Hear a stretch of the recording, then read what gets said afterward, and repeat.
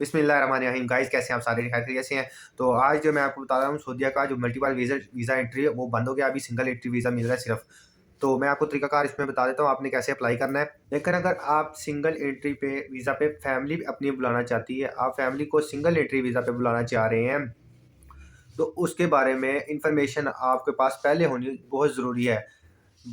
क्योंकि ऐसा ना हो कि बाद में आप उधर चले जाएँ, आप इस चीज़ से पछताएँ कि आपके पास इन्फॉर्मेशन क्यों नहीं थी। तो सिंगल एंट्री वीज़ा उसके अकॉर्डिंग मैं आपको बताऊँगा। इसमें क्या अखराजात आते हैं, क्या एक्सपेंस आता है, क्या तरीकाकार है इसका। जब आपका वीज़ा एम्बेसी में चला जाता है तो उसका क्या प्रोसेस है एम्बेसी में, कितने टाइम में वो वीज़ा लगता है, कितने टाइम उसने आना होता है, कब वो वीज़ा लगता है। और इसी तरह जब ये वीज़ा स्टैम्प हो जाता है तो फैमिली को सऊदी अरेबिया में आप कितने इस टाइम में सऊदी अरेबिया में बुला सकते हैं और कितने टाइम आप अपना वीज़ा इधर रख सकते हैं। और इसी तरह मैक्सिमम आप अपने वीज़े को कितना अरसा एक्सटेंड करवा सकते हैं। वीज़े के जो मुश्किलात हैं वो क्या है, एक एक पॉइंट मैं इंशाल्लाह आपके साथ डिस्कस करूँगा। तो जो चीज़ें इसमें नहीं ऐड हुई, आस्ता-आस्ता आप इसमें मैं ऐड करता जाऊँगा। आपने वीडियो लाज़मी ज़रूर एंड तक देखनी है ताकि कोई भी चीज़ इसमें मिस ना हो सके। बाद में आप पछताएँ कि मैं ये वीडियो नहीं देखी, जिस वजह से कुछ चीज़ें आपकी रह गई हैं।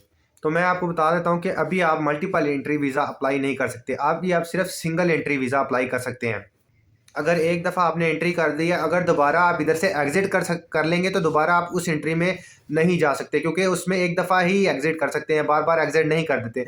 और इसमें आपने एक दिन जब आपका वीज़ा लग जाता है, आप इसमें सिर्फ़ 30 दिन रह सकते हैं, 30 दिन से ज़्यादा आप नहीं रह सकते। और इसके अलावा अगर आपने ज़्यादा दिन रहना है तो आप इसको एक्सटेंड करवा सकते हैं, जिसकी कुछ फ़ीस है $100 या 120 दरहम। तो वो आपने पहले पे करनी है, उसके बाद ही आप एक्सटेंड कर सकते हैं। तो इसके साथ आप की आ जाती है इंश्योरेंस। जो इंश्योरेंस होती है वो आप 30 दिन की ना करवाया करें, कम से कम कोशिश किया करें कि 1-3 मंथ की इंश्योरेंस हो जाए, क्योंकि उसका ये बेनिफिट है, अगर आप फिर अपना वीज़ा एक्सटेंड करवाना चाह रहे हैं तो वो उसी इंश्योरेंस के अंदर हो जाएगा, दोबारा आपको इंश्योरेंस करवानी नहीं पड़ेगी। और जो 30 दिन की इंश्योरेंस है वो आपको महंगी पड़ जाती है, और जो दूसरी इंश्योरेंस है 90 डेज़ की, वो आपको रीज़नेबल प्राइस में मिल जाती है। और जो 90 वाले दिन वाली इंश्योरेंस होती है वो एक ही दफ़ा आप बुक करते हैं और वो काफ़ी ज़्यादा सस्ती पड़ जाती है, और 3 महीने की इकट्ठी इंश्योरेंस हो जाती है, जो आपको बार-बार इंश्योरेंस नहीं करवानी पड़ती। तो और ये कुल मिलाकर आपको एक्सटेंशन का तकरीबन 1 महीने का खर्चा है 100 115-20 रियाल आ जाता है। ये तो लाज़मी आपने पे करना है, क्योंकि अगर आपने एक्सटेंड करना है अपना वीज़ा तो। इसी तरह जब आपका वीज़ा सऊदी अरब से इश्यू हो चुका है, तो जब आपने उसको अपने मुल्क से स्टैम्प करवाना है, तो स्टैंपिंग कितने टाइम के अंदर आपको करवाना ज़रूरी होती है। इसका जो टाइम होता है 90 दिन होता है, लेकिन जो इस वक्त टाइम है वो 30 दिन है। 30 दिन के अंदर अंदर आपको ये वीज़ा स्टैम्प करवाना होगा अपने मुल्क से। अगर आपने स्टैम्प नहीं करवाया तो आपका वीज़ा एक्सपायर हो जाएगा। मैंने पहले भी आपको बताया, वीडियो को पूरा देखना है बहुत ज़्यादा।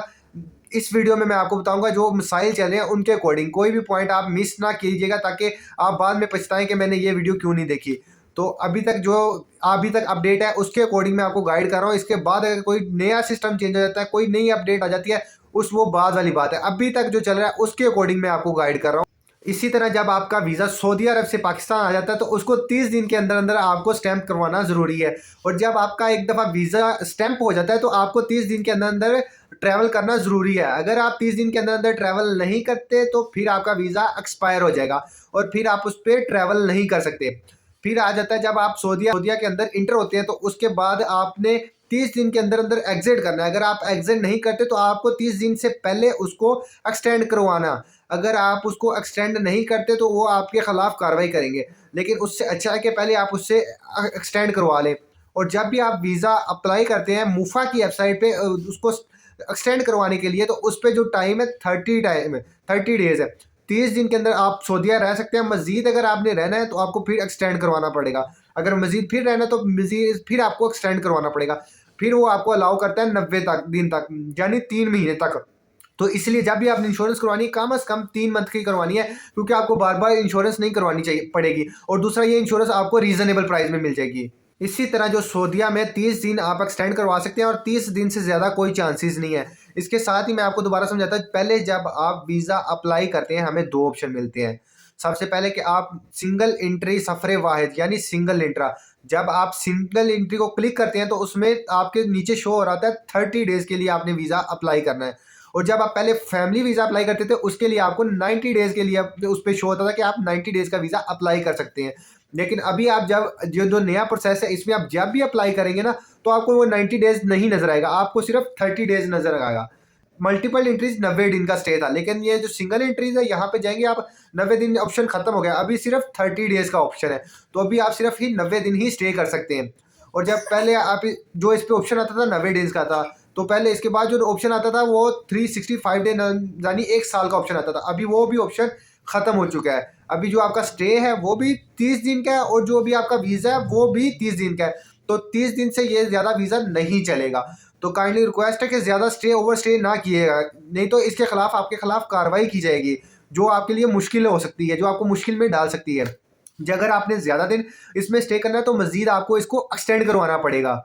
ये रूल है, उसके अकॉर्डिंग मैं आपको बता रहा था। जो मल्टीपल एंट्रीज है वो तो अभी खत्म हो गया है, लेकिन जो वर्क वीज़ा है वो तो एक्सटेंड होता रहेगा, उसका तो कोई इशू नहीं है। वो 1 साल का हो 2 साल का हो, आप उसको एक्सटेंड भी करवा सकते हैं। लेकिन जो विजिट वीज़ा है सिंगल एंट्री, जो मैं फरवरी की बात कर रहा हूँ इसके अंदर के, या आने वाले वक्त में अपडेट हो जाए उसका पता नहीं, लेकिन जो अभी करंटली सिचुएशन के अकॉर्डिंग मैं आपको बता रहा हूँ कि सिर्फ 30 डेज का स्टे है। 30 डेज से आप ज़्यादा ओवर स्टे नहीं कर सकते। ये चीज़ें आपको बताना ज़रूरी इसलिए कि अगर फैमिली के साथ जा रहे हैं, आप उधर स्टे कर रहे हैं, तो आप इन एक्सटेंशन को बिल्कुल देख के चला करें, ये ना आपके लिए बाद में कोई मसला बन जाते हैं। तो इस एक्सटेंशन जब चेंज होने पड़ती है तो आपको पता नहीं चलता, अचानक ही कोई ना कोई नई इसमें अपडेट्स आ जाती है। तो उसके अकॉर्डिंग आप वीडियोस लाजमी देखा करें। इन केस अगर आपका वीज़ा मतलब ख़त्म हो रहा है, आपका वीज़े का टाइम ड्यूरेशन मुकम्मल हो रहा है, लेकिन आप उसको एक्सटेंड करवा सकते हैं, लेकिन एक्सटेंड करवाने के लिए आपको 30 दिन मतलब आपके मुकम्मल हो गए हैं, तो आपको 3 दिन एक्स्ट्रा गवर्नमेंट देगी कि आप उसको एक्सटेंड करवा सकते हैं उन 3 दिन के अंदर। अगर आप उन 3 उसका कोई फ़ाइन नहीं है, कोई वायलेशन नहीं है। लेकिन अगर आप उन 30 दिनों को भी गुजार के उसके बाद फिर एक्सटेंड करवा रहे हो, बाहर नहीं निकले हो, आप सऊदी अरेबिया के अंदर बैठे हुए हो, तो आपके खिलाफ कार्रवाई होगी। लेकिन अगर आप एक दफ़ा इस वीज़े पे चले जाते हो 30 दिन के लिए, आप एक दिन बाद भी एग्जिट कर जाते हो, दुबई चले जाते हो, कहीं भी चले जाते हो, भी एक दिन के लिए मैं उधर से चला जाऊँगा फिर वापस आऊँगा, अपने 30 डेज़ पूरे करूँगा, तो ऐसे नहीं होगा। ये सिंगल एंट्री वीज़ा है। जब एक दफ़ा आपने एग्जिट कर लिया तो आपने एग्जिट कर लिया, आपका वीज़ा ख़त्म हो गया।